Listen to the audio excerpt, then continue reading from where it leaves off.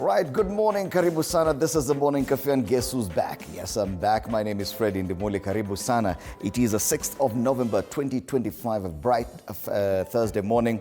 KCSE wanakalia ile inaitwa Kiswahili paper 1. Kama hujasoma lugha leo unatetema. Hata sijui kutetema leo. Lakini Kiswahili sio kigumu. Watakiweza. Tunasema tunaenzi. Tunaenzi lugha ya Kiswahili. Lugha ya taifa. Exactly 55 days left to the end of this year. If you're keeping count on Christmas, it is 49 days. Tumeshuka below 50. 49 days to Christmas. Karibu sana. All right, my name is Anne Odita. This is Morning Cafe once again. How is your coffee this morning? Karibu. As you can see, huku nyuma, we have something quite interesting happening here. Big things are going, something hot and big coming up. Later this month, we're going to be telling you more about this. It's titled Nightmare in Nairobi. Maswala ya dondi nini. If you love boxing, TV47 is going to partner with some other companies to bring you this huge tournament. And ni kama inakuja na leo around 8 a.m. Be prepared for this huge action so that you get all the details from our sports guys telling you what to expect later this month. Absolutely. Sawa, tuangalie magazeti sasa hivi. All right, let's get back to the papers this morning and matters education given prominence here on the Daily Nation. Senior school fees, shocker for parents, and then what happens with the lecturers' strike. The Standard, help, we are dying. They've moved on from Tanzania, finally. Mwili wa Mkenya aliyeuawa Tanzania uko wapi? Gazeti la Taifa Leo. People Daily, inside Ruto's cash grip on parties. On the Star, another very long sentence, proposed law to ban sale of embryos and surrogacy fees. And this is a very interesting conversation there. Finally, Business Daily, NSC valuation nears 3 trillion shillings milestone as shares surge. All right, so those are the big conversations as captured by the headlines and the dailies this morning. And we'll be having these three gentlemen in studio. Wilson Sosion, educationist and a veteran unionist. And incidentally, I've seen that on X he's trending this morning. Watu wanasema siku zake akiwa huko KNUT. Alikuwa anapiga hivi anasema we'll see who will blink first. Gavana blink first. Hata yeye anajua. Anajiweza. Anajua yeye ndo mzito. So he's actually trending. He made a few comments about the lecturers' strike, which ended yesterday after 49 days. And he'll be in studio to tell us more about that. Dr. Peter Mbai, Secretary Planning and Economic Affairs at the DCP. Remember today, the Wiper Party, led by Kalonzo Musyoka, is going to Bondo at the home of Raila Odinga to condole with the family following the death of the former Prime Minister. Initially, there were indications that the DCP party leader would be going there. Wacha atatuambia kama watakuwa anaenda ama waliingiza baridi. And Zachariah Baraza, political analyst, is one of those campaigning for the for the DAP candidate in Malava. Nakumbuka last time they were arguing if at all DCP should still have a candidate. Finally, DCP withdrew their candidate, so it's only the DAPK candidate who's there. Sijui kama leo atakuwa ni marafiki au nini. All right. Kama tulivyowaambia kuna hiyo nightmare in Nairobi. Fists, fury and glory. Tony Kwalanda na Freda Rocho will be here. Fatima Zarika, that is a super featherweight women's. Rayton Okwiri, men's middleweight, these are Kenyans. And of course, Felix Logenberg from South Africa is a 3.3 men's super welterweight. 4 rounds will be here alongside, of course, Tony Kwalanda and Freda Rocho. They'll be telling us more about this tournament coming up later in the month. Nightmare Nairobi. I love that. You know, ilikuwa inaitwa Rumble in the Jungle, the famous fight in the former Zaire. Ilikuwa ya ni nani? Muhammad Ali na nani mwingine. Walipigana huko vibaya sana. So inaitwa Nightmare in Nairobi. I think this is a huge one. Do stand by for that later on. Tuvuke boda tusikie watu kule Uganda wanazungumzia nini. Kuna jamaa anaitwa hapa Zoran Kwame Mamdani. So anamuita the boy from Buziga who dared to dream. He's a New York sheriff. Born in Kampala, Uganda in 1991, Zoran Kwame Mamdani, the man who has just been elected New York City's mayor. He's a Ugandan. He's a man of many firsts with his dreams baked in the oven that is Ugandan soil. He has gone from Kampala streets to New York streets and is now man enough to stare down at US President Donald Trump. I love the way they're putting it. Why is he staring down at the US President? But anyway. Obama wao sasa. Uganda now, no, we've had a Kenyan leading the US as president. So now it's a turn of Uganda to go and lead New York. It's no longer at ease for traders.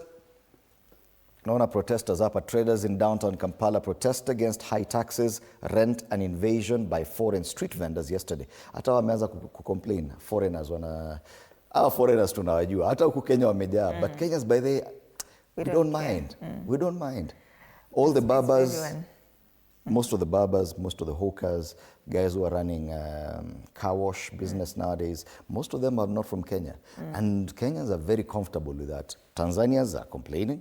Ugandan now, they're complaining too.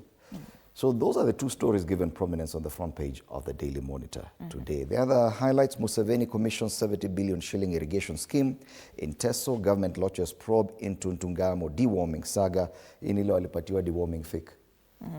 Walipatia watoto dawa ambazo hawafai kuwapatia ati ni deworming. Very sad. And payment delays weighing down construction sector. That's the Daily Monitor in Uganda. All right, still in Uganda, the new Vision HIV vaccine to cost 100,000 shillings. This is Ugandan money, lakini tukikuja Kenya, I'm sure it reduces kidogo. Yes, this one will go down maybe to about 10,000 or 5,000 bob. HIV vaccine. This story has been covered on page 2. Other quick headlines here: Museveni starts campaigns in Bugisu region. Ndio hapo na crew yake wako wengi sana. The streets painted yellow. Mamdani makes history in USA. That is the new mayor. And so the story is making headlines here. But to be honest, I think this is a huge one. It is. For East Africa. I know Uganda probably was the hardest hit by the HIV epidemic, if I may call it that. But even in Kenya, there are still people who are suffering from this. And if at all there's a vaccine finally that could help people avoid getting HIV or contracting HIV, this is a first. And this is quite affordable because if this is Ugandan money, in Kenyan shillings is about 10,000 or 5,000 shillings. This is quite affordable. And if there's access to HIV vaccine, that's a game changer. All right. All right, that's Uganda. Tuvuke border tuingie Tanzania na jana siku mulikuwa na magazeti ya Tanzania. Kwa hivyo washarudi. They're back in action, so okay, fine. But they're very careful about what they write going forward. This is a Citizen. The task ahead. They're looking forward with optimism, and they want to forget the past week that has been very dark for their country. So they say, as President Samia Suluhu Hassan begins her first 100 days in office, Tanzania stands at a delicate crossroads, a moment defined by grief, expectation, and the urgent need for unity after a divisive election season. They quote here an economist and researcher, Dr. Fatma Mdolwa, saying reconciliation without progress cannot sustain peace. The president's immediate task is to implement policies that stimulate small and medium enterprises, attract investment, and create jobs. Sasa, anyway, anyway, that's an economist. How economists gives a solution to a political problem. LATRA approves 150 buses to help ease transport after suspension of BRT. Unakumbuka BRT zingine hata zilichomwa juzi. Na hiyo BRT imeleta shida sana, ile mwendo kasi. Rapid bus transport. Sasa kuna 150 buses zimetolewa kusaidia. Now the battle moves to Parliament with the expected election of the Speaker of the Parliament in Tanzania. Na kuna Zungu has challenged Tulia in race for Parliament Speaker's seat. Dr. Tulia Ackson and Mr. Musa Azan Zungu, the Speaker and Deputy Speaker respectively in the last Parliament, are among 3 aspirants seeking CCM's nomination to stand as a party's candidate for Speaker in the 13th Assembly. And you know, if you're the CCM candidate for Speaker, inamaanisha tu ni wewe. Hata in fact, they don't need to go for election because out of the 272 people to vote in that Parliament, 270 are from CCM. Yeah. Yes. 98% again. Yeah, 98%. So ni chama ndio inaamua nani anakuwa speaker, CCM. So hiyo bunge hata sijui. Anyway, that's the Citizen. Kuna story hapa juu. Now that we're still doing exams in Kenya. Sema cheating, offensive language still plague national exams. Sasa offensive language mbona? Watu wanaandika matusi kwa exam. Nasema I don't understand. Alafu alisema unajua ukitusiwa kwa Kiswahili inauma zaidi. Kuna matusi unaweza ambao kwa Kiingereza wasema shauri yako, lakini ukiambiwa kwa Kiswahili Tautalala. Tukisalia kule Tanzania, gazeti la Mwananchi, tunatokaje? Wakati vilio vya kupoteza ndugu, kujeruhiwa vikiendelea kusikika, wadau wametaja hatua za kuchukuliwa ili kurejesha amani, umoja wa kitaifa. Mamlaka zimetakiwa kusikiliza hoja za wananchi ambao nao wanataka kutoka hapo katika hali hii ya taharuki. Habari kamili katika ukurasa wa 3 na 4. Kuna mtu amenukuliwa hapa, Daktari Conrad Masabo anasema, nimeona tumeanza kufanya siasa za kunyoeshana kidole kutafuta nani alikosea. Lazima wote tukubali kwamba hilo ni kosa letu, tukubali zilitokea vurugu, uharibifu wa mali na upoteaji wa maisha, tusikwepe chochote kati ya hayo. Haya hapa masharti ya bima kwa mali zilizoharibiwa. Habari kamili katika ukurasa wa 3 na 4 kwa mara nyingine. Huyu jamaa amesema ukweli because anasema tuache kujifanya kama hayo mambo hayakutendeka. Yalitendeka. Hata kama mlizima internet, yalitendeka na yanajulikana yalitendeka.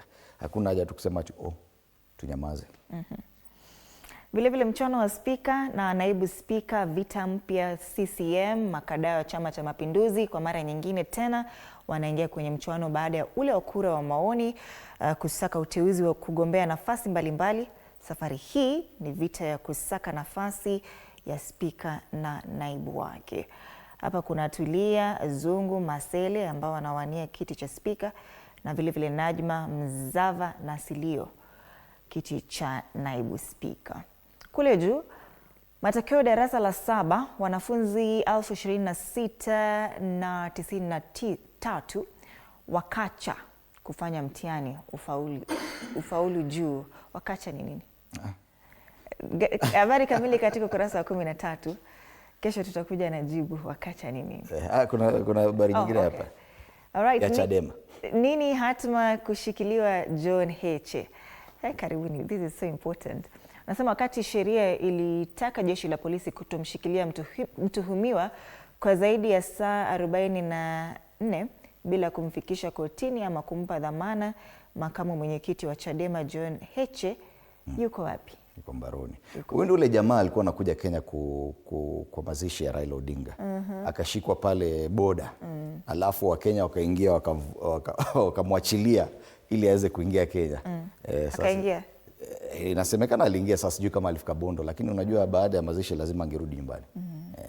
Sasa akirudi nyumbani tayari kuna mashtaka. Chadema is going through it. Yes. Sawa. Tuangalie hali ya anga. Hali ya anga maeneo tofauti hapa Kenya, na tunaanza na wapi leo? Na kama jana mulikosea huyu jamaa wa internet ama walizima. Maralal. Leo tunaanza maeneo ya Maralal. Na inaanza Maralal upande hiyo, okay. Maeneo ya Maralal kule Samburu.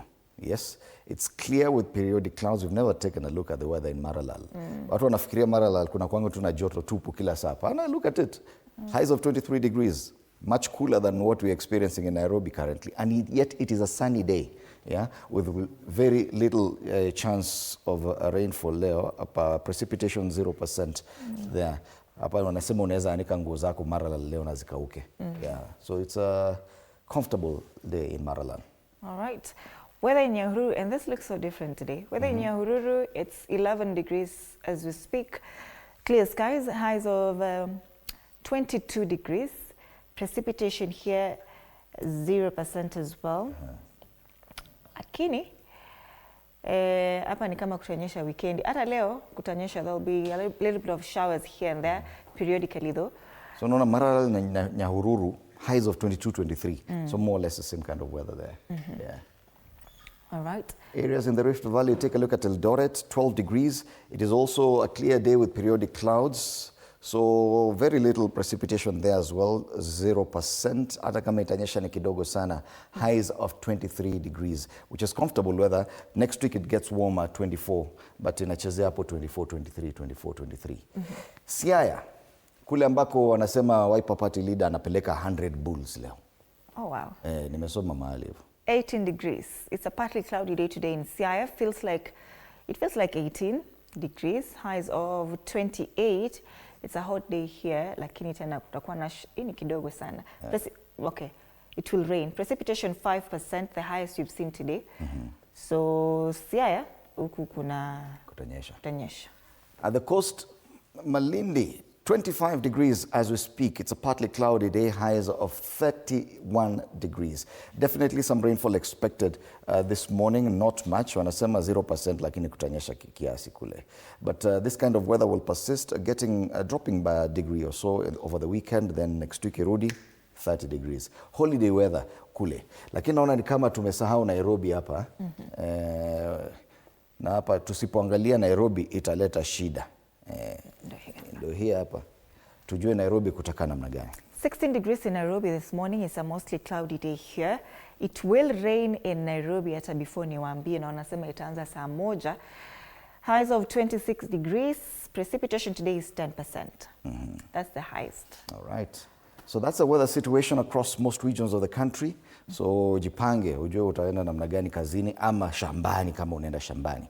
Let's take a look at the traffic situation in Nairobi. We had seen some problem around the Pangani interchange earlier this morning, because we get reports that there was an incident right inside that tunnel that heads towards Forest Road, and it's contributing to a huge snarl up at this area. That's a Pangani interchange. Hopefully they've cleared it, because it was somewhere within this tunnel.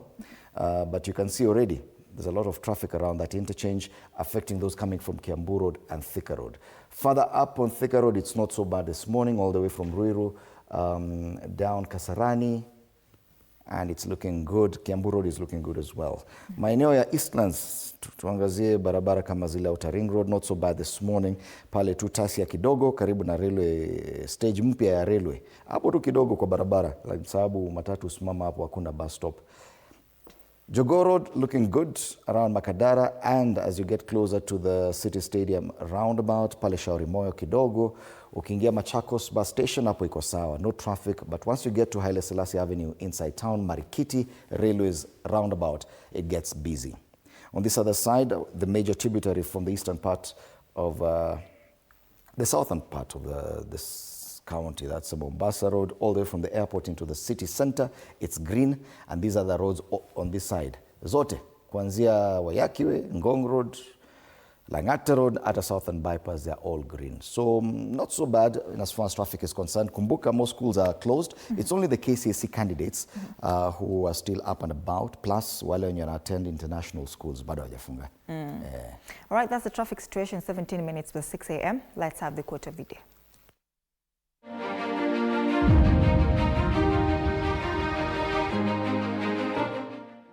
Challenges are the stepping stones to growth.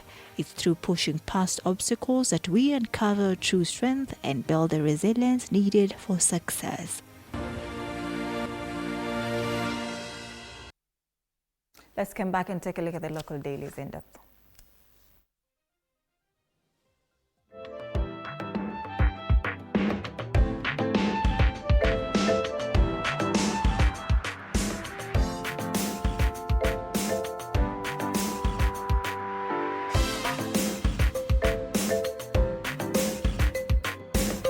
Right, matters education getting a lot of prominence on the front page of the Daily Nation as we continue with the KCSE exams. Senior school fees shocker for parents. Remember, the very first cohort of junior secondary school, the very first cohort that will be experiencing senior school, has just finished their exams this week, on Monday this week. This is the first time we're going to be experiencing senior school, which is only for 3 years. So, these are the changes. Changes for this 1.1 million pioneers of the competency-based education. Progress to the next level will hit the pockets of their parents and guardians hard, as a majority of them will now be required to pay higher fees. In new guidelines released by the Education Ministry, learners in day schools will, for the first time since 2015, pay 9,374 shillings annually, while those in all boarding schools, all boarding institutions, all will be charged a flat rate of 53,554 each. This does not matter kama unaenda shule ilikuwa inakuwa considered sijui ni national ama nini, ama extra county ama all boarding institutions, zile za serikali, flat rate 53,554. And that story is what is on pages 4 and 5. That's a big one, because for parents like myself, tabiri nianze kujipanga.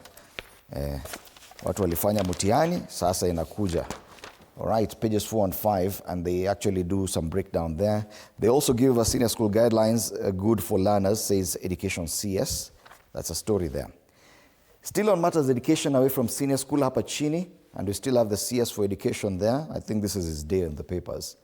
Wanasema kuna picha pale, University's Academic Staff Union Secretary General Constantine Wasonga and Education CS Julius Migos Ogamba at Jogoo House yesterday, where they signed a return to work formula to bring to an end a 49-day pay strike by public university lecturers and staff. So finally, a breakthrough and a breakdown of what is in that deal. A total of 7.7 billion shillings to be paid out in 2 equal tranches. That's part of the deal. So the Daily Nation talks about inside this deal that ended 49-day varsity dawn strike. So wale vijana wa universities munarudi darasani.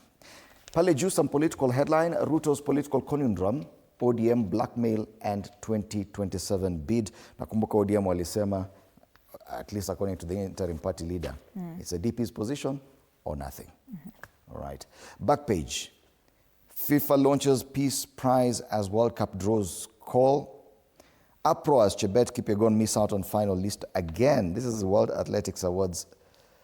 Hey, sasa kama Kipyegon apati award, ni nani anapata? If Faith Kipyegon cannot be awarded. Na ameshinda ile 1500 meters constantly, break record after record. How now? Anyway, that's a Daily Nation. All right. Quick, the Standard, help, we are dying. Please save us. And they're saying, Mr. President, don't turn your back. As the world's deadliest war grinds on, Kenya's forgotten sons are bleeding on the Russian front lines, trapped by deceit and abandoned by diplomacy. President William Ruto and Prime Cabinet Secretary Musalia Mudavadi, who vowed swift action nearly 2 weeks ago, have gone silent as families drown in anguish, begging for news of their children. And this photo here, we see Jen Kariuki with his wife Rahab Mudhoni, parents of missing ex-KDF soldier Samuel Maina, as they hold portraits of their 31-year-old son at their home in Kilimambogo, Kiambu County. Maina is reported to be in Russia and has been missing for several months. And below, there's a photo there, a Russian soldier and foreign fighters, including Kenyans.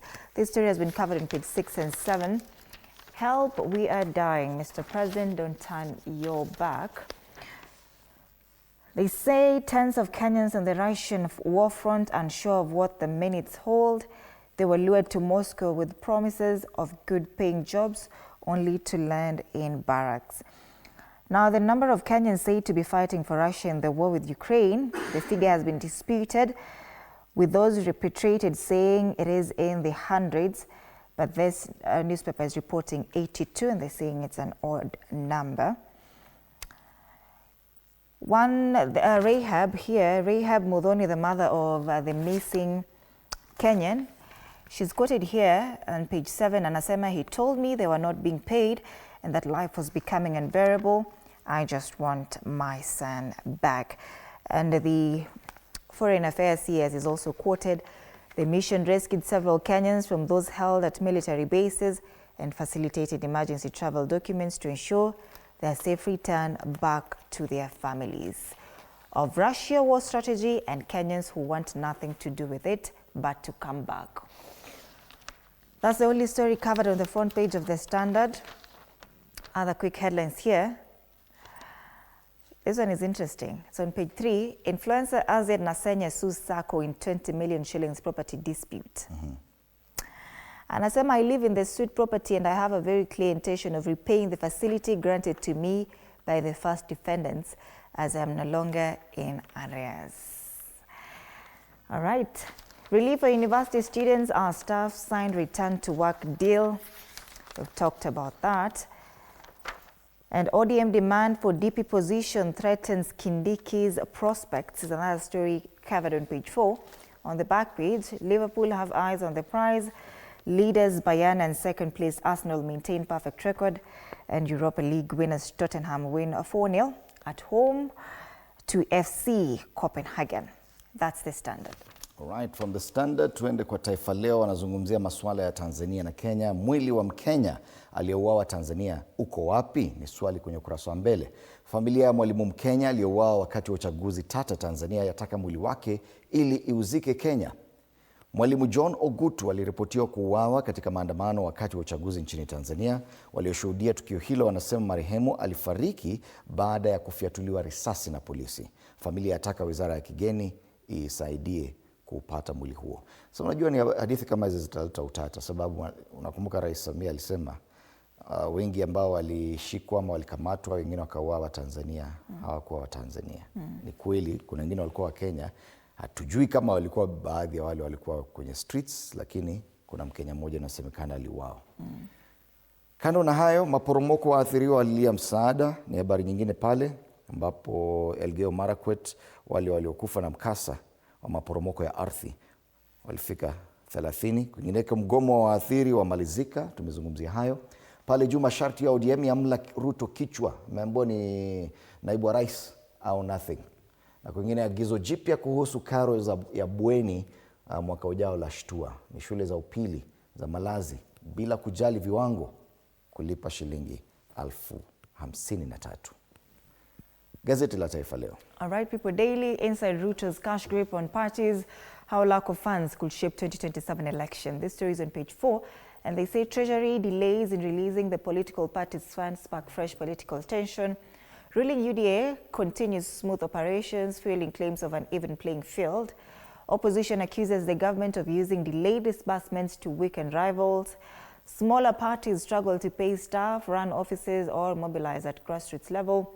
And Treasury defends itself, citing fiscal pressure and revenue shortfalls, not politics. Purse strings, how lack of funds could shape 2027 election. This story is on page 4 of the People Daily. Kule juu, Gen Z, it's time to step out of the comfort zone and take charge. There's another story on page 6, People and Politics. That's the People Daily. On the People Daily, we go to a very interesting headline on matters that nothing to do with politics. Proposed law to ban sale of embryos and surrogacy fees. That story is on page 2. They talk about MPs are moving to ban paid surrogacy in new bill. Kenya wameanza adopt a lot of new things on how to get children. So lawmakers are considering a bill which, if enacted, would impose a ban on commercial surrogacy. So kama una offer kuwa surrogate haulipwi, ujitolee. Yeah. That is where couples with conception problems pay a woman to carry their child for a full term. It also involves the selling or buying of a human embryo or trading in the same. Surrogate mothers can be hired by way of giving payment, reward benefit or fees, or other monetary incentives, but this law is proposing to ban all that. Hakuna exchange of money. Ukikubali kuwa surrogate mother, fanya kwa bure. Yes. Anyway, interesting because it could lead to black markets, mambo ya chini chini huko, with its own problems. Lecturers call off 49-day strike after salary deal is a story featured there also. How pay for civil servants is training development is a story on page 4 and 5. And parents of Down syndrome kids call for more special needs, schools rather. And this, I think, to be honest, this one stands out. When they say that fresh, independent, different, the Star definitely stands out in its coverage of something that as big as this. And say it will be illegal to advertise surrogacy services or import genetic material. Kuna watu walikuwa sema una advertise unasema me I'm ready to be a surrogate. Leteni tu pesa mimi nitafanya hiyo kazi. Yeah. That's a Star. Fresh, independent, different. Grab yourself a copy. All right, finally, Nairobi Securities Exchange valuation nears 3 trillion shillings milestone as shares surge. And they say NSC leaving the house. Investors seeking higher returns have piled into the NSC, leaving the bourse on the verge of hitting 3 trillion shillings market capitalization for the first time in history. And the Nairobi bourse yesterday closed at least 2.9 trillion shillings, up from 2.4 trillion in mid-July, offering investors a return of $500 billion shillings in that period. This story is on page 2. And why Kenya Power is rationing electricity to some areas. Hey, ndio nyingine imeleta mambo pale social media. Lakini this newspaper is reporting that Kenya Power is rationing electricity due to reduced supply in what has forced the country to increasingly rely on Ethiopia and Uganda for its energy needs. And President William Ruto made the stark admission on Tuesday, revealing that Kenya Power has been forced to cut off electricity supplies to some regions between 5 p.m. and 10 p.m. as the country grapples with reduced local generation. And anasema in Kenya between 5 p.m. and 10 p.m. we have, this is the president quoted here, we have to load shed, we have to shut off power in some areas to be able to power others because our energy is not enough. And Dr. Ruto said while addressing, alikuwa wapi kule? Kwa Qatar. In Qatar, I wanted to confirm that. On the ticker, the Competition Authority of Kenya okays French investors 3.5 billion shillings telco tower farm deal. Hiring stalls despite strong business activity jump, and Kenya snubs 129 billion shillings UAE loan for Eurobonds. That's the business daily. All right, so those are some of the big conversations across board, from business, health, education, and politics. And we'll be back to take a look at some of them with my panelists after the break. Tuangazia my panelists once more: Wilson Sosion, veteran educationist and unionist; Dr. Peter Mbaye, who is a Secretary Planning and Economic Affairs at DCP; and Zakaria Baraza, a political analyst, will be in studio in a few moments. Do stand by for that. Remember that conversation later. Fists, fury and glory, nightmare in Nairobi. Kama unajua Rumble in the Jungle, saying nightmare in Nairobi. Tutakuwa nakueleza more about that today. TV47 is partnering with some very wonderful people to bring you that conversation starting at 8. Yeah. Na hiyo ndio iko hapa mwisho, tunataka kuzungumzia uone hiyo picha mzuri alafu tuangalie karakacha. Inaitwa Nightmare in Nairobi. Yeah. Tony Kwalanda atakuwa studio na Fred Arocho at around 8 to tell you more about this, so do stand by for that. Karakacha wanazungumzia nini? We start off with, this is the Daily Nation, right? Now, it looks like there's so much heat in Nigeria pale. There's a seat here imekuwa painted with the Nigerian flag, and there's an ikitu ya kupika inaitwangwa coil. Imewaka moto kweli, imekuwa red. Coil imewaka moto, and the US president and the Nigerian president on a watch hapa. But Trump is telling Bola Ahmed Tinubu, take charge or I will be forced to come in. Yes, claims that there's some rebel groups which are killing Christians in Nigeria. Trump amesema no, he cannot sit by and allow other people to kill Christians. So amesema we are very willing to come there, mukiendelea hivyo. So ambia Tinubu, buchunga, koma kabisa. The Standard reminds us of the ongoing continuous voter registration exercise. 2027 ni upande hii, lakini ni kama IBC na voter registration wanaenda kwa aste. Mbio yao ni kama ile tortoise, kobe, mzee kobe. Hawana haraka. You know, after, was it a month or two? Or 2 months, they had only registered about 90,000 Kenyans. People are not interested in that. Kama Raila alikufa watu wakakuwa disoriented. No, it was way before Raila's death. People are just not registering. Let's just be honest. But you know, we stopped hyping it up after 15th, because now that overshadowed everything. Anyway. Back to IBC. They should do better. The Star. The Star, this or nothing. The deputy president is here alongside the president. Lakini, the interim party leader ODM yuko pale na chungwa yake 2027. Amesema this seat or nothing. All right. Finally, the cartoon on the People Daily, talking about the different, these are the luminaries from the United Opposition. Kuna Martha Karua pale, Fred Matiang'i, Kalonzo Musyoka, Rigathi Gachagua na Eugene Wamalwa.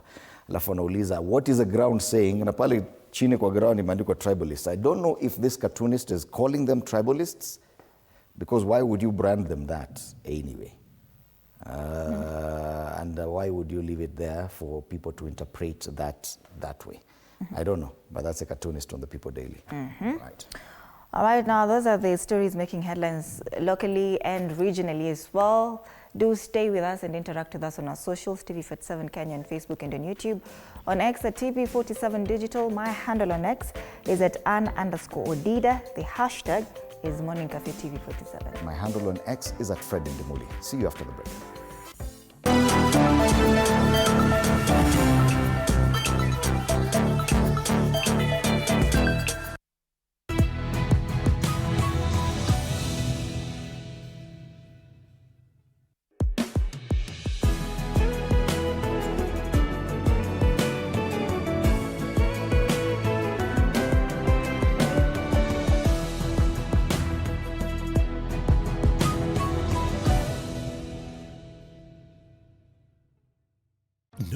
excuses. It's time to rise, grind, and own your mornings. Join Coach Shadrach Oma every Monday to Friday from 5:30 to 6 a.m. only on TV 47. Full body workouts, zero equipment, maximum results. Start strong, stay strong. TV 47 Fitness with Coach Shadrach only on TV 47.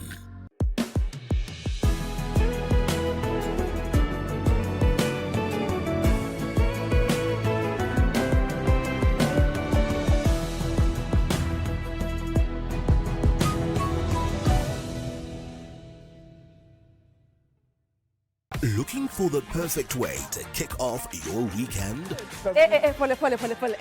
Hiyo ni salamu ya Mluya kabisa. Tune in to Friday with Betty, the most exciting show on TV. Betty, one tear gas. Betty, I don't know where this guy's going. Walikutoka. From the latest news and trends to unforgettable moments. Hey, mimi ni simpa. Hiyo naona nakubali. Wewe ni simpa. Friday with Betty is your go-to show for a fabulous Friday night. Theological, meteorologist. What is that word, Willis? Tune in this and every Friday at 9 p.m. and let's make your Fridays unforgettable. Only on TV 47.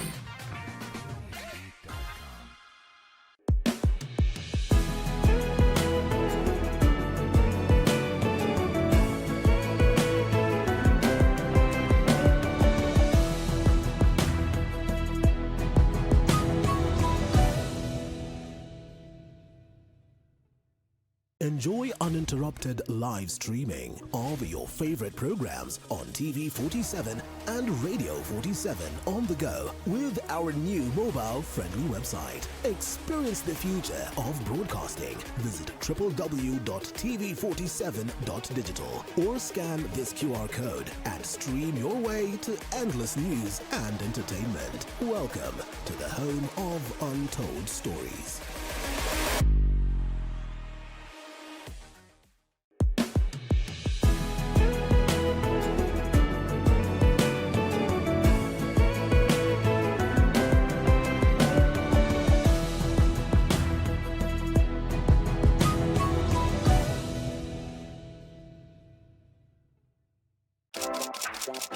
This is Kenya's #1 talk show, Dr. Frederick tonight. My name is the Eagle himself. Dr. Frederick is my name. We are flipping the script, but guess what? Or should I say, guess who is taking over tonight's show? Ani wewe furahia umekaa na kasipuni. CP unit ni Punet. Ni Punet. So you guys knew about... Piga. Sawa basi. Nasema, Zlatan gave it the whole time. I don't want to go back to brokenness. Never. I just love the high life. Siwezi taka kuimagine ati nimesota. You have to watch to find out. Tune in every Wednesday from 7:30 p.m.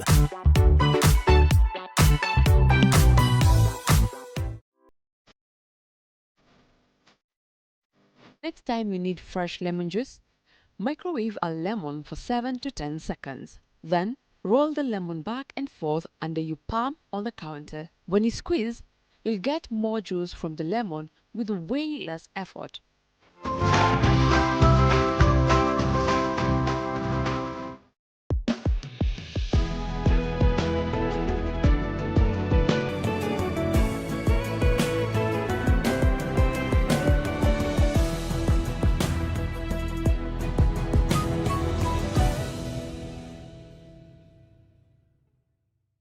Start your day with Relationship Wednesday from 8 a.m. to 9 a.m. with Ann Odida. Dive deep into the dynamics of love, friendship, and family as we explore the stories that shape our connections. Then satisfy your appetite with Tasty Wednesday from 9 a.m. to 10 a.m. where Anne serves up delicious recipes, cooking tips, and the latest food trends to inspire your next meal. Relationship Wednesday and Tasty Wednesday every Wednesday 8 a.m. to 10 a.m. only on Morning Cafe.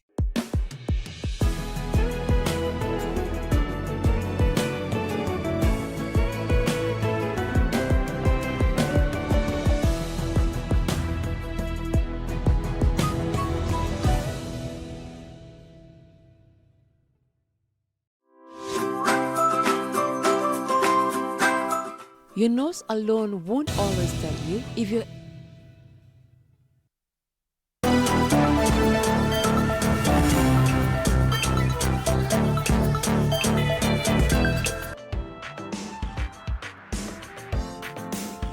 All right, welcome back. Time for us to take a look at the big headlines. We call this State of the Nation on TV47. This is a morning cafe.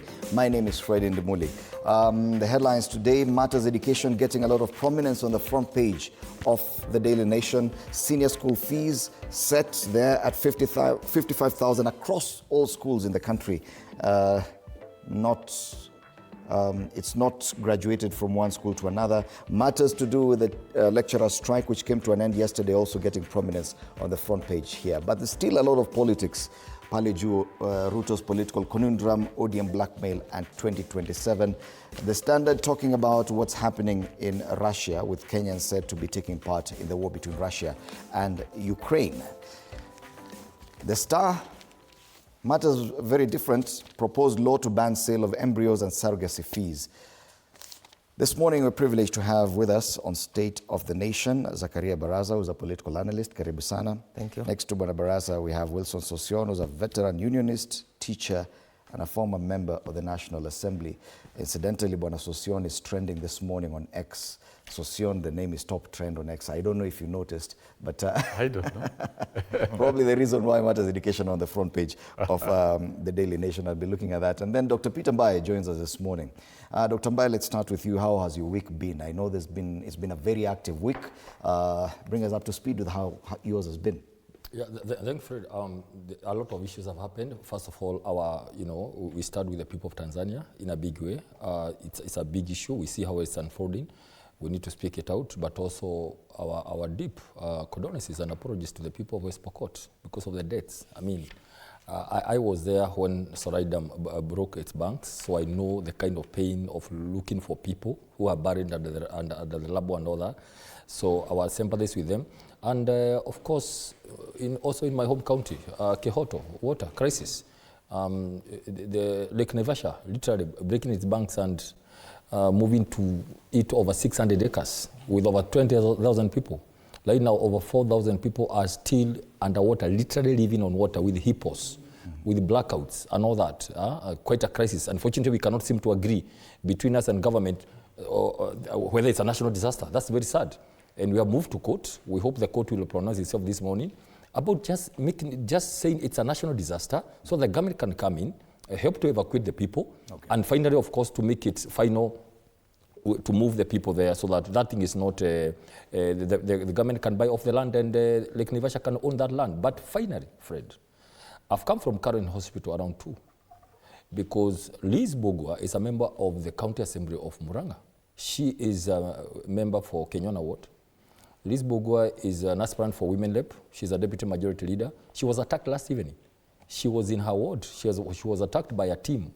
They identified them, so they say, we have been sent by a certain leader who is one of the elected leaders of Muranga County, who is her opponent in 2027.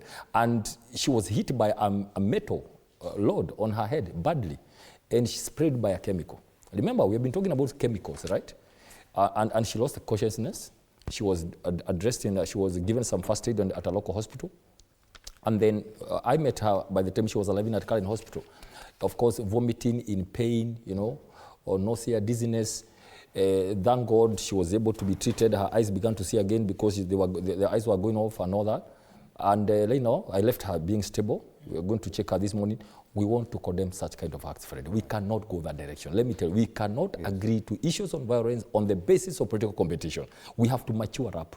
And I'm calling all the people, as a party, we want to condemn this, and as a Kenyan. We want to say that there are people who feel they're in power. They can do anything because they're in power. But they know that there are people who are more powerful. Just recently, they were more powerful than them. And people, please check out those people who have violence, people who are selling goons, because we have to call them out and condemn these kind of acts. We hope we wish her quick recovery. Very unfortunate incident there of political violence, and we do hope that she will get better. But Asuncion, how has your week been? I know it's been a while before you were here. You were last year. Yeah, when you were last here, it's almost 2 weeks now. We took a break last week because of Tanzanian elections. The week has been very eventful. I've been watching very closely the turn of events with the university conflict.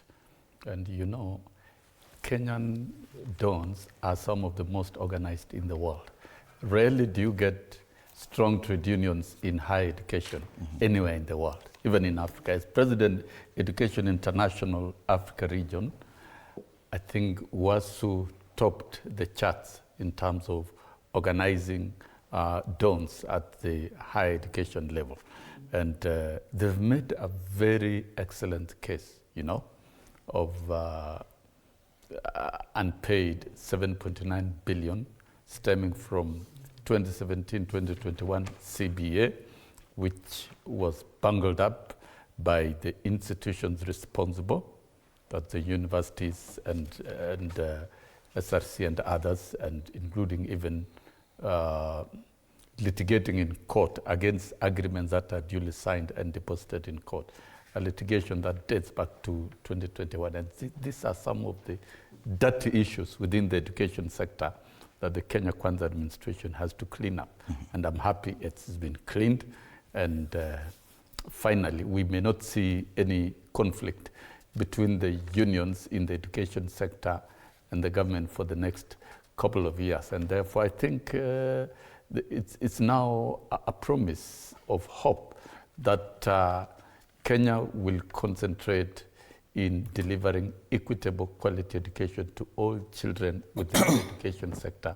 And we expect to register better education outcomes at the quality front in education, both at the basic level and higher education. For me, I was happy to see the conflict resolved objectively, amicably, and reasonably, and that the lecturers will go back to class very happy people, that the two installments of 2017, 2021 will be cleared between this November and 1st of July next year. Yes. And that the CBO of 2021, 2025, there are no issues, is being implemented, and CBO of 2025, 2029 will fall in place as soon as possible after conclusion of negotiations, and we'll have industrial peace in the sector. And you know, remember, I gave very many Sossion holidays those many years and made cases.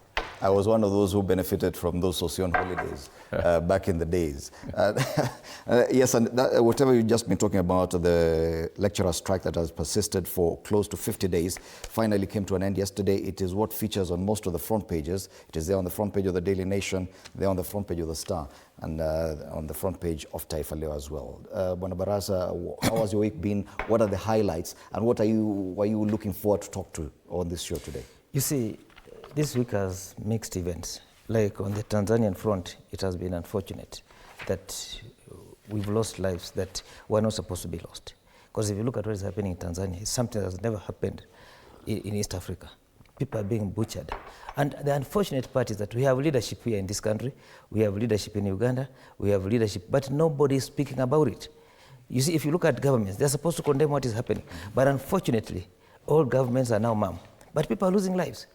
And you know, whatever is happening in Tanzania, it may even affect us. It may affect Uganda. So what we are saying is this: the life that is being lost in Tanzania is unnecessary. It's uncalled for.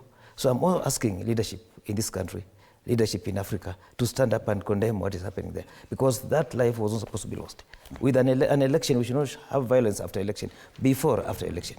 So what I'm saying, it's unfortunate on the international front. But if it comes in Kenya, we've had also mixed bags, because if you look at what is happening in West Pokot, what is happening in Naivasha, yes. And even in my own county, if you go to Trans Nzoia, we have, like, if you look at the newspaper, we have River Sabwami, which has also broken its banks. People are losing. But you see, unfortunately, nobody has given it much attention. There's a lot of problem in Trans Nzoia, especially after the rains. But on the positive side is that now lecturers have gone back to class. my friend Yes Ocean should have a stand, because while we were here, I was saying, oh, they're only asking for they're only owed 600 something million. Well, no, I didn't say that. No, you say that. So next time, I want to ask Mr. Ocean to have a stand, because now I'm surprised. Today is also siding with the lecturers. But I remember the last argument, I was saying, look, this is what is happening. So what I'm saying is that I'm asking the government to put in a lot of effort for those people who are affected in Naivasha, who are affected in Kerio Valley, and for all those people who are affected in Trans Nzoia. Because I can see there's a lot of effort in Kerio Valley, which is good, we appreciate, but I've seen very little effort in Naivasha and very little effort in Trans Nzoia. So I'm asking the government to treat Kenyans equally when there's such a disaster. And I remember the last time you were here, and it was the three of you, you had a very heated argument with Dr. Peter Mbai on the issue of the Malava by-election. Now that we're already in November and we're counting down days to the Malava by-election, finally DCP has pulled out its candidate from that contest. And how do you feel now? No, I would like to thank Mr. Peter Mbai.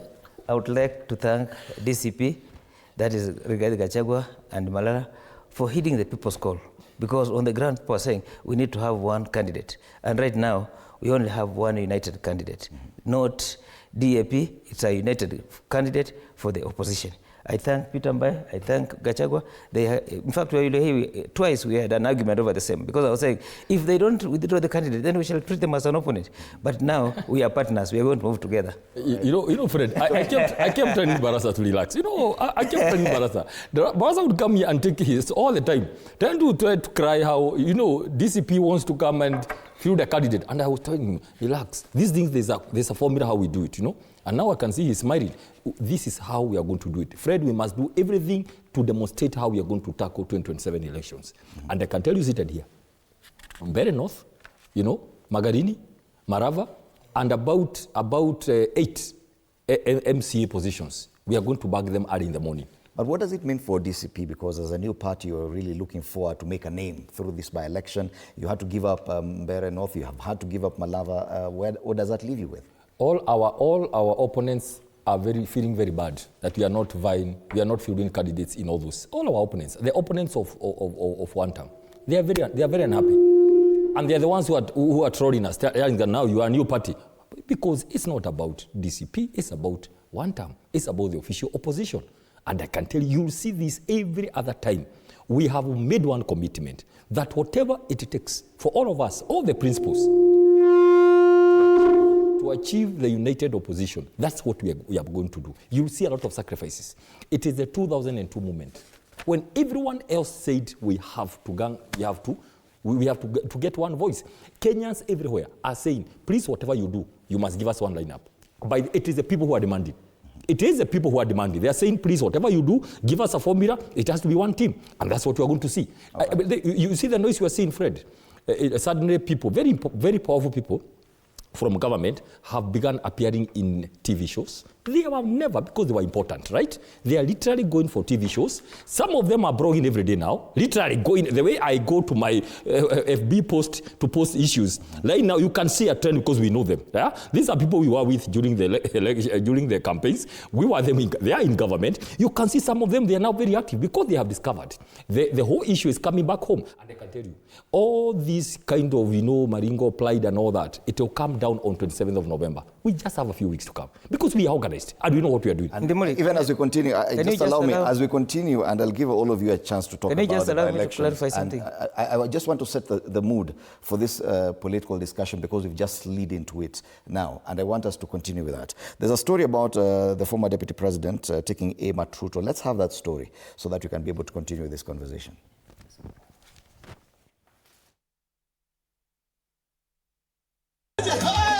A bold political confrontation. Kati ya sehemu ambazo tutaweka kipao mbele ni msitu wa Mau. So he wants to destroy all our forests, the whole ecosystem, and destroy it. And the clearest sign yet that former Deputy President Rigathi Gachagua is ready to take on his former boss, President William Ruto. My mission is very simple.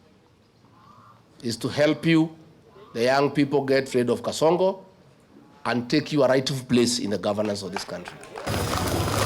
Gachagua now claiming that the lifting of the logging ban in the Mau forest was not about job creation or environmental balance, but about feeding timber to what he described as a massive furniture factory owned by the president in Eldoret. Yeye anataka to destroy the Mau forest because he has opened a factory ya furniture. So he is saying no imported furniture. Furniture yote itatoka kwa factory yake na miti itatoka kwa misitu yetu. So he wants to destroy all our forest, the whole ecosystem, and destroy it. On October 27, 2025, President William Ruto officially lifted Kenya's 6-year ban on logging, allowing the harvesting of mature trees from designated forests. Speaking during the announcement at El Bagon in Nakuru County, the president defended the decision as a move to boost local manufacturing and job creation. Nyinyi ndio mmekuwa agents wa program ya restoration ya Mau Forest. The former deputy president also accused President Ruto and his family of monopolizing key sectors of the economy, from the transport and hospitality industries to steel production linked to the affordable housing project. Amefungua factory ya chuma. Ndio sasa anaweka mambo ya affordable housing. Amefungua factory ya tiles. This man is in every field ya biashara. Amechukua biashara yote Kenya.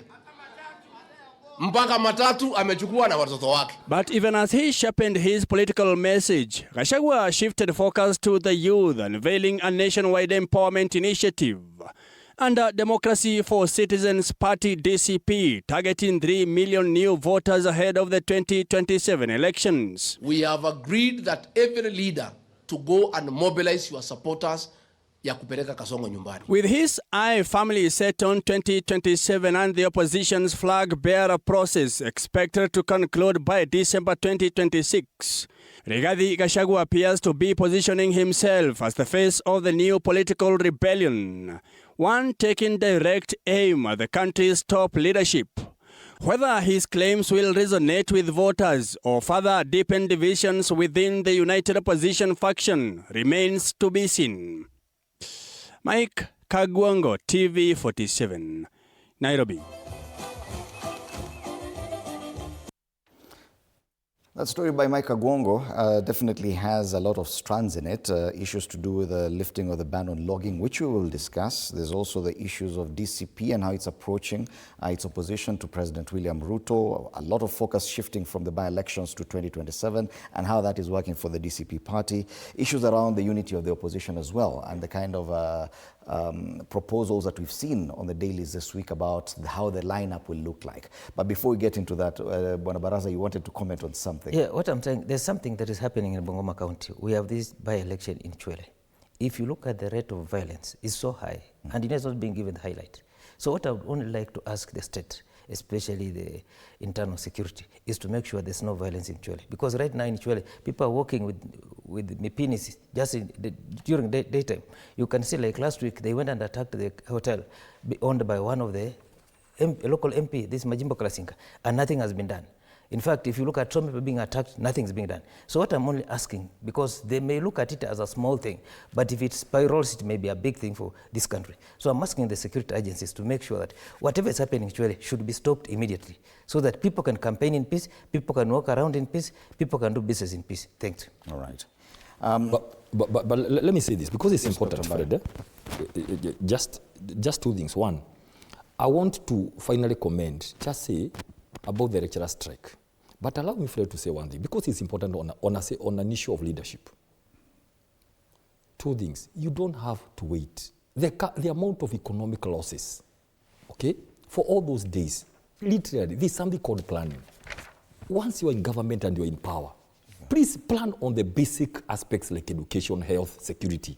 Just planning. So what are we clapping for? It's been, look at the pain. Some students are already home. Some universities like JQAT have already cancelled the semester. So look at the cost of bringing back. Number two, let's pray and hope that that thing will be honored. Actually, we live in this country. You know, they said finally they went for 50-50, 3.8 billion, I think by the end of this December, and the next in July. Let's hope, again, they will not go to streets again. Just lack of proper, what I would call priorities in this country. Education, you cannot touch it. Not so much clapping, because it's been there. The issue is, why did they delay? Where was the money?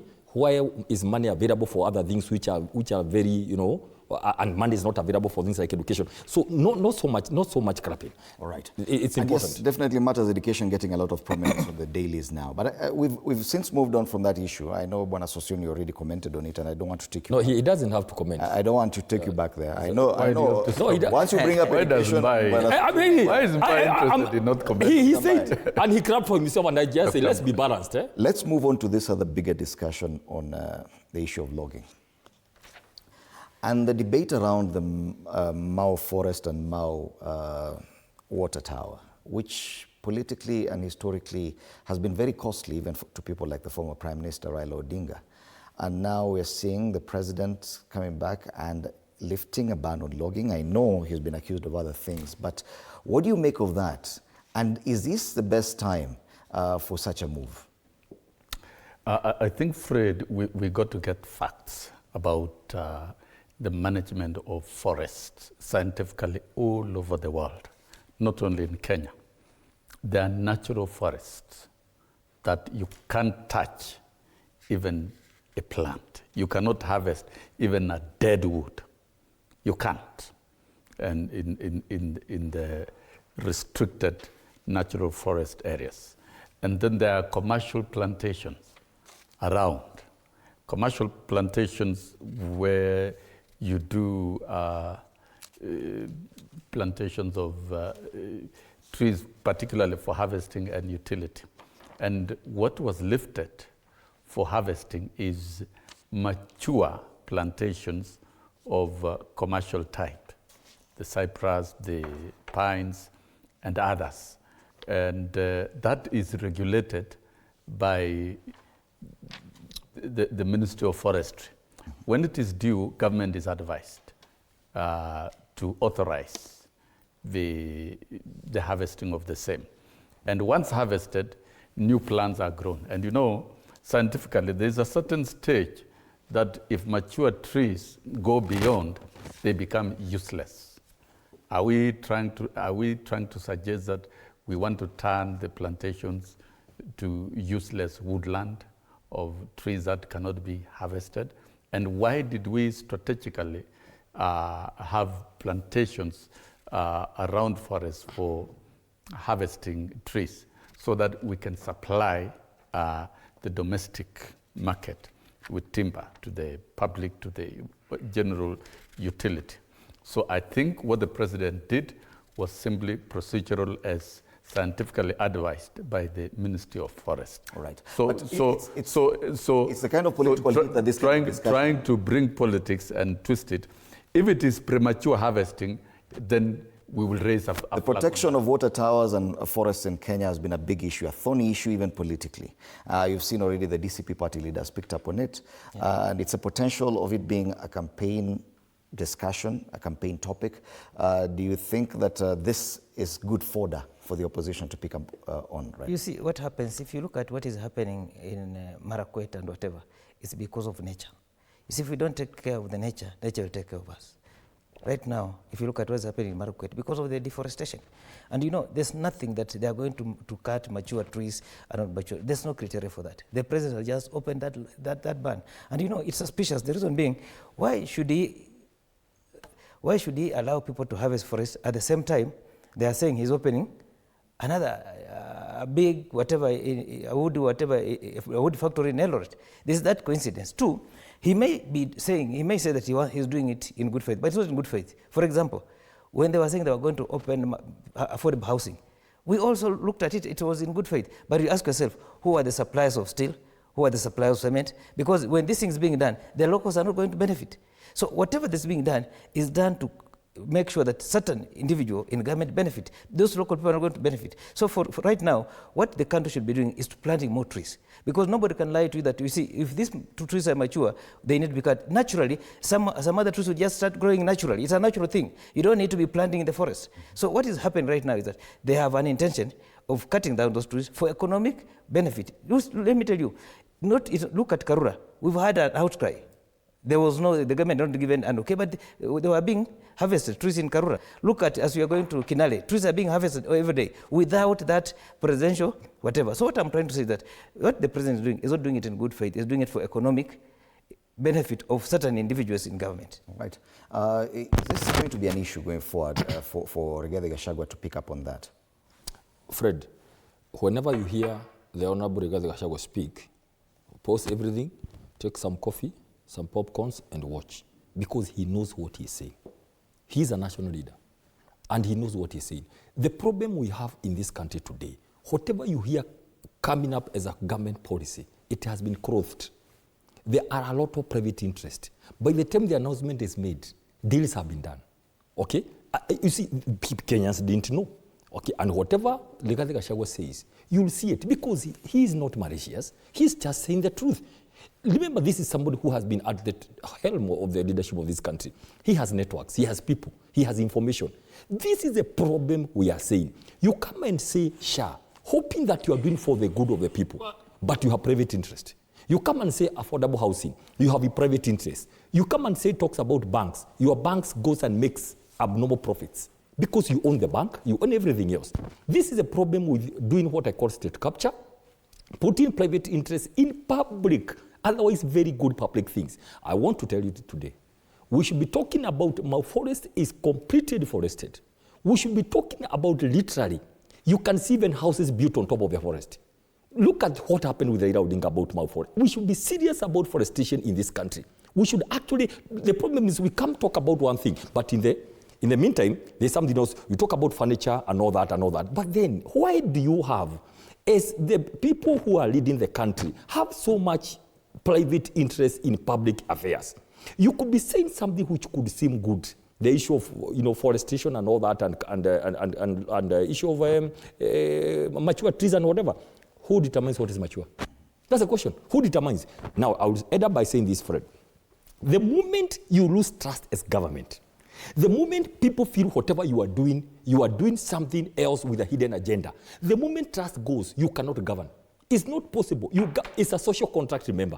The moment people go into a contract and one party feels from the word go, I'm dealing with the wrong partner, there is nothing is going to happen. So everybody, they have their antenna up. Anything that says in this government, you begin thinking there must be something, some trap somewhere. Now, this trap has been unearthed very early by my party leader because he knows what he's saying. Is it true there's a factory? Yes. Is it true there are policies on furniture and importation and all that? This kind of things has been saying? Yes. The same case. You see, definitely, we are in the fourth year. The president is all of us saying, we agreed with BAMBA, and people shouldn't stop by them misusing BAMBA, you know. There's somebody we had a deal with. Then, yesterday I called them and said, no, you know BAMBA died, that's why we were not able to do it. Please, can people allow BAMBA to rest in peace? You know, so my point was, he comes up with issues on agriculture, dams, remember, energy, infrastructure. This is the fourth year, I can tell you. And he says we have to look for money, we have to be clever. That cleverness, I can tell you, is another scandal. That issue of being clever, that we are good, because people can no longer trust whatever, and that is the end of it. If people cannot trust actions by government, everything they see, they know they are being conned. They are being deceived, and something is going to happen very badly. That is the whole problem about trust and leadership. Yes, Bwana Sossion, you do come from a region that benefits a lot from the Mau ecosystem. And debate around the protection of such a water tower has been politically hot, so to speak. And yes, you may remember the kind of hits that former Prime Minister Raila Odinga encountered when he tried to fight for that. Don't you think that, yes, politically this will be a hot potato? You know, the problem that we have in our conservation of forest is the type of politics that we inject into conservation issues. And conservation is a no-go zone for politics, because conservation is guided scientifically and legally, for that matter. The Mau forest water towers and other water towers across the country emanate from natural protected forests. And it's now very clear. In Kenya, you can't move even an inch into the protected areas where the cut line is very clear. I think that has been cleared over time. The Prime Minister was demonized then, but I think he's celebrated now for what he stood for in terms of conservation. And nobody in this country, within the boundaries of the Republic of Kenya, should inject the politics and self-interest into matters of conservation. It's very clear. Even the current debate on who now is the end user of the timber being harvested from plantations, I think is mischievous politics. What is important is that, has it reached the stage for harvesting the timber? Yes. Who organizes for the harvesting of the timber? It's the Ministry of Forest. Who authorizes? The president, because of the conservation reason. And we saw the president addressing the public in Nakuru, and there are many sawmillers around in Elbagon towards Molo. And those are business people who buy the blocks of forest, the mature timber, and harvest them. And once they are harvested, the public, through the agroforestry system, what we call the Shamba system, will move in to those plantation areas and until their crops while tending the young seedlings. It's a convergence of public interest and conservation, which has been practiced over the years, protected by policies, protected by laws, protected by regulations. And we are not going to depart that. So I think Kenya, in terms of conservation, should stick to the law. The president should stick to the same. And where trees are mature for harvesting, they should just be harvested on commercial basis. And that is guided through the procurement system within that space, so that the sawmillers who want to do business can do business. And yes. Yeah, the ban on logging back in 2018 was to serve a certain purpose. I don't see any reason. Where there would be issues is when we hive off the naturally conserved forest areas for human settlement. That is where there will be issues. Okay. And the ambitious program of planting 15 billion trees in the Republic by 2030 is a program that will go on. And that does not mean mature trees cannot be harvested. Farmers who have their own agroforest within their own farms will harvest mature trees. Right. And government forests where there's plantation. It's a risky venture by the president. Will have to be done. 20 months to elections to lift a ban on logging that has so many political undertones in it. A risky venture by the president? No, you see what he has. He wants to get some political mileage from those people who are doing the milling of timber. He wants to get mileage from those people who are living around the forest so that they can vote for him. But to me, if you look at the long-term effect, it has a negative effect on us. Because if you're looking at planting 15 billion trees, you ask yourself, how many trees have we planted? You've been seeing, they are saying, oh, we are going to plant trees. But in real sense, they plant very few trees. Because like, how many trees are going to be harvested? And what guarantee do we have that after harvesting, we are going to plant the other trees? I get that. There's no guarantee. That's the thing. So if you look at whatever he's doing, it has a negative impact on the country, on this country. Go to Mount Elgon. The entire forest has been harvested. There's no forest in Mount Elgon. So instead of planting trees, you are now going to encourage people to start logging. And I can tell you for free, these are Kenyans. They may not go for mature trees. They'll even go for any tree that is available. Because there's nothing that's going to guide them that, look, this is what is going to happen, this is what is going to happen. Two, Mr. Swin is talking about private forests. If we have no problem with private forests, we're only talking about gazetted government forests. And you know what I can only ask my brother Sosion is to talk to these people so that this ban is not good for the country. We may see some financial benefit in the next 1 or 2 years, but if you look at the long-term impact for the generation that is going to come, it has a bigger impact on the long-term effect on this country. Look at right now, we have floodings. What cost it? If you look at it, it's because of afforestation. Right. Deforestation. So what I'm asking the government is that ban was not done in good faith. It was done for economic benefit of certain individuals. And you know, if you look like, for example, 6 months ago, you saw people that trees are being harvested. We had Kinale, we have Karura. Are you getting that? Even before that. So those people who have been harvesting trees without, are the same people who have pushed the president to degazette this forest so they can harvest trees for economic power. All right. Interest. Let's go back to Rigathi Gachagua and away from the issue of the lifting of the ban on logging. And we are made to understand that the Wiper Party leader, Kalonzo Musyoka. In fact, it's a headline on page 6 of the page 7 of the Daily Nation. Kalonzo and over 500 others to visit Raila grave today. It's supposed to take 500 people and some huge number of cattle with him. Initial reports had indicated that the former deputy president would be going to Bondo as well. Should we expect that, or has there been a change of plan?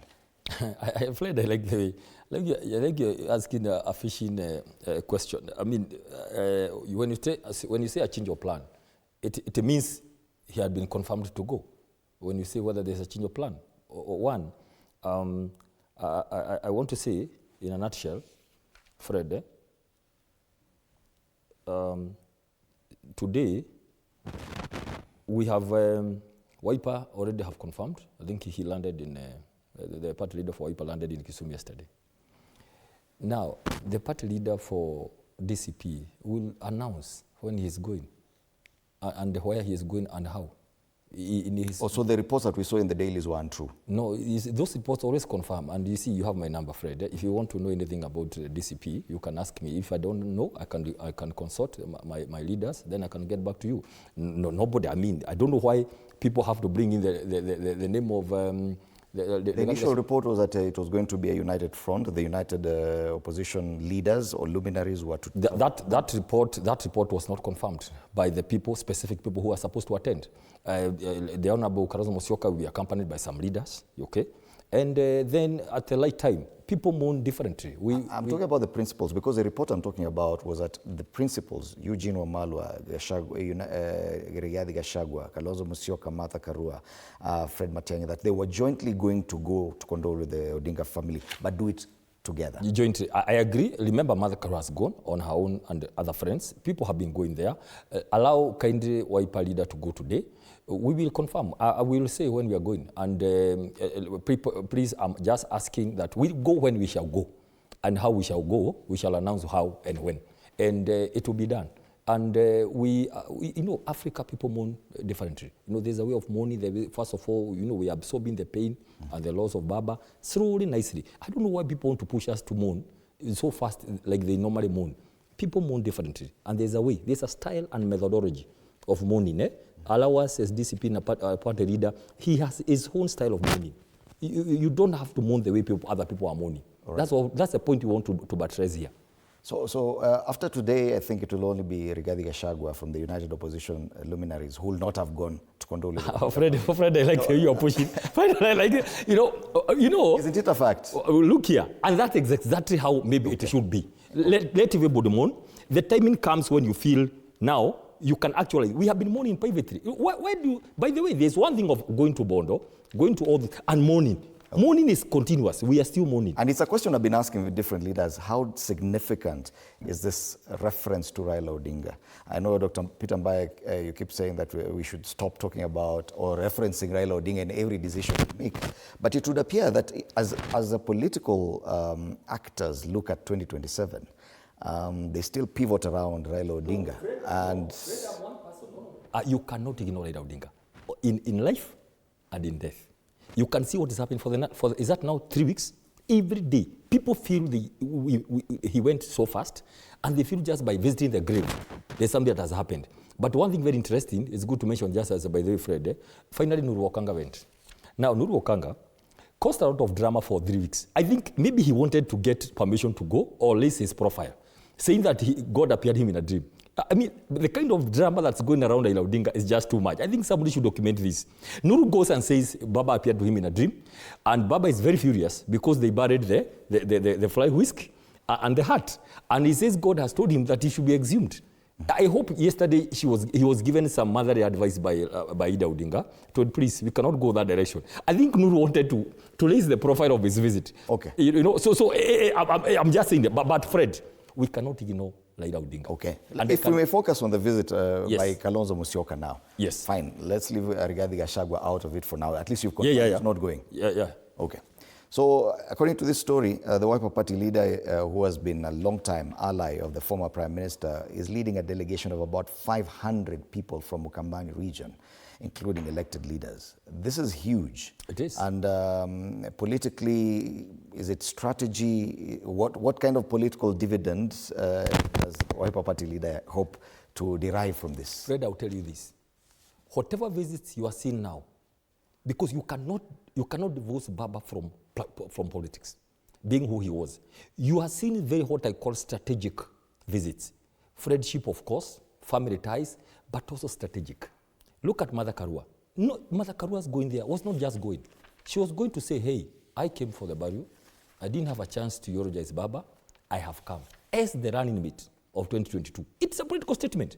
You cannot divorce that because Baba was a politician and he still remains a politician. Look at Kalonzo Musyoka. Kalonzo Musyoka was cheered when he spoke in Bondo because people are going back and saying, wait a minute. This man stood with the Baba in 2013, 2017. Allow me to use this word because it's good. Even me, I'm hearing. Everybody is hearing. So allow me to use this one. He was humiliated in 2022. Kalonzo Musyoka, the one and only, went for an interview which he failed. Okay? And Kalonzo is one man also needs to be studied because he kept saying, I'm stupid if I'm going to go back. He said that in 2017, 2022, said, no, I cannot do this again. But finally, he's like, you know, being the Christian he is rather, he says, let me go for the interview. Imagine. Then he fails the interview. Then he still says, Loho Safi, for the third time, Baba, I'm studying with you. Now, that is coming back. And that's why we say sometimes in life, make your own decisions, the dividends will come later. And the Lunyasa are saying, wait a minute, we owe this guy. So he's going there to make a statement that I am the one who should inherit the conscience of not only ODM, the Azimio fraternity. Okay. That's the message that's going. And it's curious that it comes at a time when, according to many analysts, Kalonzo Musyoka appears to be the leading candidate to carry the mantle for the united opposition as it is right now. It's been there on the dailies that even Rigathi Gachagua, your party leader, is said to support the candidature of Kalonzo Musyoka, and he's demanding 50% of that government. Fred, is there any truth to those reports? I would say that in passing. I'm talking here in the presence of my colleagues here in the united opposition. I want to say this on record. We are not going to be going by some media reports which are owned by people in the deep state and the system and government. And I want to say that in passing because I'm a student of media and communication. Fred, kindly, I want to ask media, please be very objective. Everybody is, any institution or business is owned by someone. But when it comes to media, please be objective because people will see where you are coming from. You cannot Those reports have quoted people from your side of the political divide. No. You don't go quote everybody in the streets and say that you quoted people from DCP or official opposition. Why is the statement from Mukisa Kitui? Why is the statement from Kalonzo Musyoka or my party leader Rigathi Gachagua? Please, let's stop. Media should stop. Please, if you have, quote someone. Ask someone to type something and sign. If you want to quote a report of some magnitude. That is untrue. I can tell you this. These are the people who are trying to continue tarnishing the name of Rigathi Gachagua by associating with whatever they call shares. Now, nothing like that has happened. Fred, you also fall in the same trap by trying to suggest that Kalonzo Musyoka, he seems to be the one who is being supported. We have not yet decided who is going to be our flag bearer. I want to say this, and we are going to wait for another 1 year. We are going to dance alone. We go to Western, we dance. We go to Mount Kenya, we dance. We go to Coast, we dance with all of us. We are going to unveil our presidential candidate early 2027 towards May, like that. But I want to say this, no agreement has been done. We are going to have our NDC next year as DCP to announce Rigathi Gachagua as our presidential candidate. And I can tell you this, two things will happen. Either the Honorable Rigathi Gachagua convinces his colleagues that he be backed. We are going to look at many factors, Fred, enough factors. But number two, if he is given, if he is not given, he will support. And if he is given, I can tell you this. Okay. We are going to have one of the best moments ever in life. A delegation of 500 people is not small by any standard, Buena Asocion. Does this, can it be seen as an attempt to elevate your status probably within the united opposition? No, I can see you've maintained a lot of interest in this political drama around it. The fact is, Raila Odinga is a true enigma of the continent. And his image will form the backdrop of elections in 2027, as Kenyans now are deeply reflecting over the life and times and the works of Raila Odinga. Like now when you look at the level of democracies within our neighborhood compared with ours, we are far much above. We are a superpower democracy, not only in Africa, but in the entire world. And the DCP of late, not DCP, but the United Opposition, they've been vilifying Raila Odinga. Their business has been vilifying Raila Odinga for the last, I think, a year and a half. And over the great political decisions that he made, the statements he made. Remember when he told members of parliament that CDF is a devolved function and I don't care. I'm prepared to lose my political position because that's the right thing. We came up with devolution. Let's allow devolution to work. That's a highly principled position that this country must keep reflecting on those beliefs and the architecture of the constitution and the rest. But when our brothers here look like they're building political capital, when we mourn, let us mourn faithfully. But trying to create political image out of a big image of Raila Odinga is not going to work. Is that so what as you a see country, Alonzo Musyoka doing today? No, I'm speaking from his own comments, what is flowing from his own comments. If we are mourning, let us all mourn. Let us mourn. It's okay. It's African to mourn. And when we mourn great leaders, we even mourn beyond 40 days. It's allowed, it's biblical. So let us have mourning as mourning. Pure. That's a pure fact. And we are looking forward to see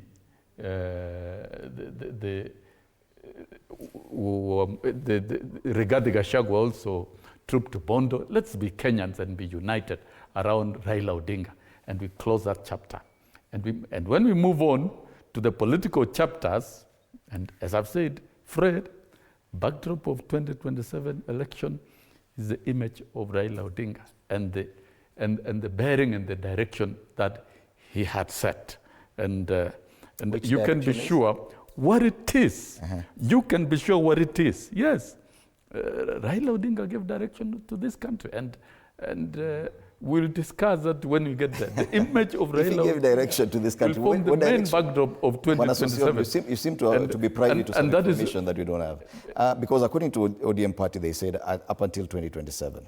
And they've actually even set conditions on them supporting William Ruto in 2027. The interim party leader said the position of deputy president has to go to ODM for them to support William Ruto. Is that the direction that Raila Odinga gave? Let me tell you what will happen, so that we don't look like we are engaged in guesswork. ODM and UDA and Kenya Kwanza, come rain, come shine, because that was the direction of Baba, will be one team in 2027. How negotiations are crafted internally and how rearrangements are done, it will depend on the leadership of all those parties. How come this election you talk about does not appear the same that they all parties? For avoidance of doubt. For avoidance of doubt. That's not what Baba said. That's not what Baba said. For avoidance of doubt. No. For avoidance of doubt. For avoidance of doubt. That's not what Baba said. Baba didn't. Mbaye should know some of us. We've worked deeply, very closely with Baba than anybody else. There's a last instruction. And yes, I was at KICC when the 10-point agenda was signed. I was there. And I've been a member of ODM myself. I've hosted Raila Odinga in my own house. Yes, not once, many times. And so the whole of these... listen. When I was saying... we are on national television. You had your time. You had your time. This is not a buy show. Can you play the last video? I'm speaking personal experience. The last instructions of Baba. I'm not talking about... The last instructions of Baba. Play the video in Machakos. He was not there in Machakos. Listen. But he says he has direction from Baba. no, Fred, which direction? I'm not saying I have direction from Baba. So it's public knowledge. Everybody. The political trajectory and everything, it's public knowledge. No. So, play the last video. So 2027. No, don't misuse Baba. The backdrop of elections will be the image of Baba and a focus for a united Kenya that should be transformed and that which will leap to the first world by 2055. And you have asked a question, ODM are demanding for deputy president. That's okay, it's within. When people are in the house, they negotiate. And they raise their stakes, they bargain. That I can tell you, this big house within the broad-based arrangement is not going to break. It is going to get stronger. Contrary to what people fear. Contrary to what people... Let's allow Fred, is a request. Contrary. Mbaye was here. Mbaye was here. We cannot misuse Baba. Play the video in Machakos. Fred, allow me to finish. Mbaye was here predicting the breakup of ODM. We are very loudly. No. No. It's getting stronger. Point made. It's getting stronger. Baba is a statesman. Let's not misuse stronger. Dr. Mbaye. ODM will get stronger within the... There are instructions of Baba. Gentlemen, you see, I'm shocked with the way my brother Sosyon is talking. Because I know Baba was ODM and ODM was Baba. Without Baba, ODM is not there. What happened? Now you Baba had been in politics for quite a long time. You know, you predict the death of ODM. No, let's allow Barabarasa to give his comment. And then you pretend to be mourning. Give me time. You want the institutions of Baba to die? Let me tell you something. I'll give you an opinion. Let me tell you. People who are mourning louder than people who supported Raila Odinga. As we supported Raila Odinga for a very long time. If you look at Sosioni, the people used to abuse Raila saying he's Muganga, he's what? And now they pretend mourn more than us. As we voted for Baba for all the time that he has been there. We are the people who have stood with Baba. I'm shocked. Sosioni, in fact, the last election, Sosioni never voted for Baba. And right now he's here saying, look, he's mourning louder than us. As we know, we've been an ODM. We've supported ODM for many years. We know when you say us, you're talking about Western region. Western region. We've been with Baba for quite some time. And we know where our hearts are now. You see, when you have someone who has been head and he passes on, you get someone else to take charge. And in Western, you already have someone who has taken charge. Already Natembeya has taken charge of Western Kenya. Now, when Nanina tells us ODM is still there, ODM is no longer there. What is going to happen? Give it time. After 3-4 months or 1 year, there will be no ODM. We'll only have fractions in ODM, factions in ODM. Look at right now. People are saying, look, this is what Baba said. Some other people in ODM are saying, no, Baba didn't say this. Are you getting that? Look at what Edwin Sifuna is saying. Baba didn't say that. We go this direction. Look at Gladys Wanga. She's saying, Baba said we must remain in the government. Look at Robert Alai saying, we must remain in the government. So nobody knows exactly what Baba said. So what I'm trying to say is, right now, these votes are going to be, the voters are going to look at you as an individual. What are you going to do for us in 2027? What has been your stand? Nobody should lie to you that, look, since Baba said this, all voters are going to vote for him because Baba said this. No. We are going to sell the manifesto, people are going to sell their manifesto, each party is going to sell its manifesto. Voters are going to look at each party individually. What are you going to do for us? But nobody should lie to you that, look, we are going to vote for you because Baba said this is going to happen. ODM has been the biggest party in Western Kenya with the highest number of elected members to both houses of parliament. It's only been less than a month since the exit of Raila Odinga from the political scene, at least in the quick analysis till now. How has it changed politically? What happens, look at Kanu. Once the leadership goes, that's the end of the party. Kanu was very strong. But after look at Ford Kenya, when Wamala was there, it was very strong. Because Bonabarasa, you've just talked about now that voters will vote for individuals and not parties. But you also say that now it's time for another party to take over. No, you see, the uniting factor in ODM was Raila Amolo Odinga. Without Raila Amolo Odinga, there's no unifying factor. The only unifying factor was Raila Amolo Odinga. There was nobody, there was no deputy who had all the mandate, who had the liking of the Kenyans. So without Raila Amolo Odinga, without the unifying factor, there's no ODM. I can tell you for this, for free. It's your suggestion that Natembeya will take over that Western Kenya? Where he is. Is it automatic that he'll take over the same Look at the ground right now. It has shifted. The reason being, we respected Baba, we stood with Baba, but he's gone. Now we have our own son who's taking over. We are going to support him. And whichever direction is going to ask us to go, we are going to follow. So look at what is happening on the ground in Western Kenya. 2027, Natembeya is the kingpin. You can't change it. Now, if ODM wants to change it, then they might be forced to talk to Natembeya or whichever, whoever. So what I'm trying to say is that BAMBA was a unifying factor. Without BAMBA, ODM is no longer there. You'll see, before 2027, coast will be headed by someone else, Joe or whatever. Look at Western will be headed by Natembeya.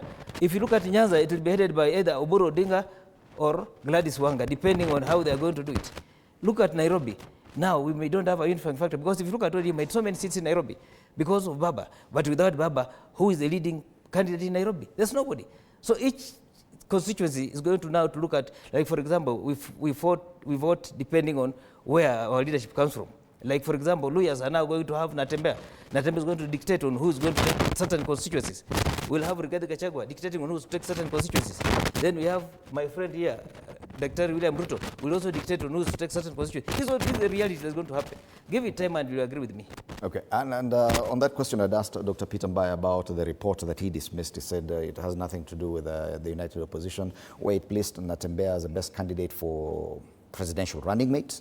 It placed Kalonzo Musyoka as the leading candidate for president within the United Opposition and other leaders.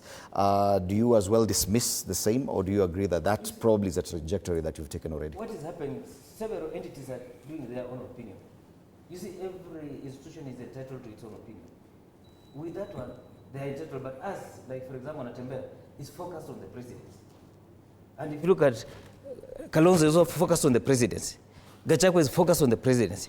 But at one time, we shall sit on the table and say, now, what do you bring on the table? Us will say, this, look, this is what we brought on the table. Gachagua will say, now, this is what I brought on the table. And Kalonzo, from there, even Matiang'i will say, this is what I brought on the table. Then from there, we'll have a negotiation. It's too early, it's premature to say, look, this is what is going to happen. But I know those things are being done with an intention of dividing certain quotas. And I can assure you, it strengthens that quota. It doesn't divide us. It strengthens our resolve. That look, there's prospect in 2027. If we follow this direction, we can get somewhere. All right. And today we're going to have a shorter show because of some reasons I'll give you later. So at this point, I think it's time we start winding down our discussion. Politics right now, a lot of uncertainty. Teams have been forced to go back to the drawing board. We are seeing more statements from your party leader, Dr. Mbai, than before. Once Raila Odinga passed on, once we received the news, there was a lot of lull, and most political leaders went mute. But over the past weekend and this week, we've seen them coming back out and expressing themselves openly. Are we getting clarity on the way forward, or are we still in that position where we still do not know what happens next after the exit of Raila Odinga? Exactly. You see, what happened, and that's why you saw there was a bit of, because we were mourning. I mean, we suspended a lot of activities. We suspended a lot of activities because, we had to take time and, mourn and give it time also for other Kenyans to express their feelings about Raila Odinga. But as you can see, we are moving towards somewhere. You'll see a lot of activities for the next 2 weeks because of the by-elections. Yeah, you'll see a lot of elections. I've just for record, out of the 6 MP positions by-elections, we are going seriously for 3. At least we know. As DCP? Yes, or as United Opposition. United. We are going for 3. DCP? Better North has DP. DCP, do you have any candidates? Yeah. Better North, we have DP. Marava, we are fronting DAPK. And Magadini, DCP. Okay. Out of the 17 ward the elections, vacancies, we at least going for 9 out of 17.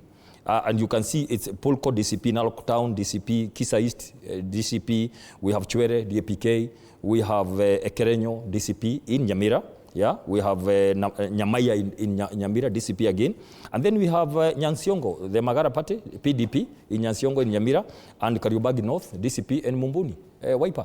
That's how we are going to go. We are going to get a majority of the seats in the 27th November. That's going to be a very good test. And of course, the others, we can leave them for them in the spirit of just sharing out to Sosion and his team to pick a few ones in Ugunja, Kasipul, But look here, you're going to see something interesting.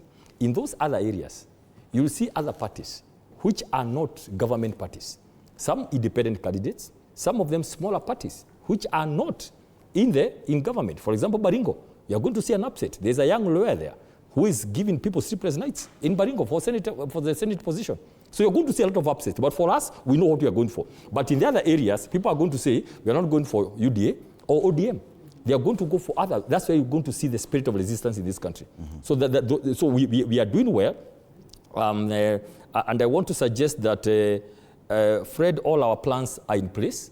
You're going to see the 2002 movement. Everybody is going, and I can tell you this, we are yet to have people from coast in a big way. Northeastern, Rift Valley, yeah?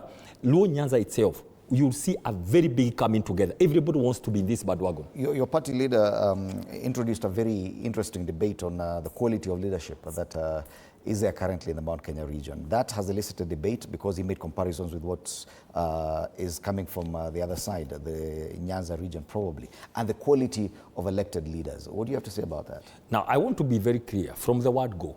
The party leader has been very consistent, the Honorable Gachagua, very consistent. He doesn't deny that he took part in getting some members currently in office. He doesn't deny, because you are all there. Or what he's saying, now he has realized that one of the problems we have, especially in Mount Kenya, is the issue of quality of leadership because of what happened. Because he's saying these are people who are supposed to stand with the region, stand with the interest and all that, so that we can be able to defend. We talk about two things, capacity and loyalty. Capacity for what you have been elected to do as a leader, but number two, that loyalty and standing with the community.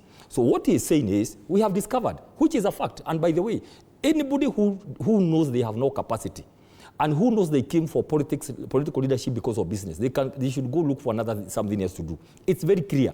We have doctors spending 10 years before they can perform a surgery on you. Even ECD teacher, they go and study something. But we have people here for political leadership who have no known capacity to do anything. But they end up in parliament. Most of them are brokers, they are business merchants. They cannot even lead one page of the, what do you call this, the Adani report, even page one. Okay. We have to have capacity. And you see, it's a beautiful thing. It's regarding Gachagua, not talking about Nyanza, talking about ills in his own region. This is leadership. So people should relax. And by the way, I can tell you this, if we smell or we think or people know that you cannot represent your own people and the region and the country of Kenya and East Africa and the world, you have no business being elected. Thank you, Dr. Bai. Bonasocion, the direction heading forward now, are you still at the point of uncertainty or are we getting clarity? No, it's very clear. And anybody who has eyes can see. You can see up to the horizon. And this month of November is the main activity for the by-elections in the vacant wards, Parliament and Senate. And contrary to the paper tiger strategy and report that Mbai is reporting here, things kwa ground ni tofauti. And the Kenya Kwanza and broad-based arrangement will sweep many seats across the country. That's a fact for sure. We have seen the frantic efforts to have one candidate in Malava, but still Malava will be backed early in the morning before 6 by UDA.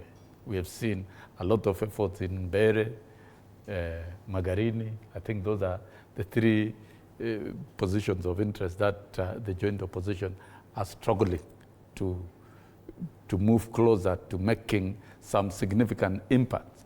But for the rest, they have forgotten about, in fact, they have given up.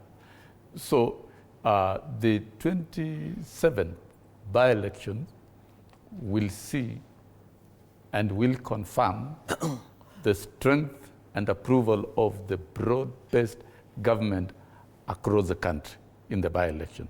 That's a fact for sure.